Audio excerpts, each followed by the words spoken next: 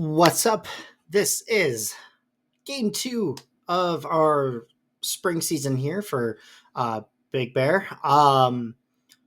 So after the last game, a rough loss, right? 7-3. I mean, we tried. We did what we could. First game together, right? We're like, all right, we can figure this out. Very much our focus was we can figure it out. We can play. We can play. We're gonna be all right. So this game, I was feeling good going into this game. I honestly was like, I had my skate before. The day before, I was feeling it. I was feeling ready in just every emphasis. I was loose. I had stretched. I watched Marc Andre Fleury highlights while I was stretching up home, and then in the locker room a little bit. I had my hype music. Like I felt ready, and honestly, it showed this game. Nothing else really to say. Like, let's get into it. I want you to see how it was today. So let's get right on into it.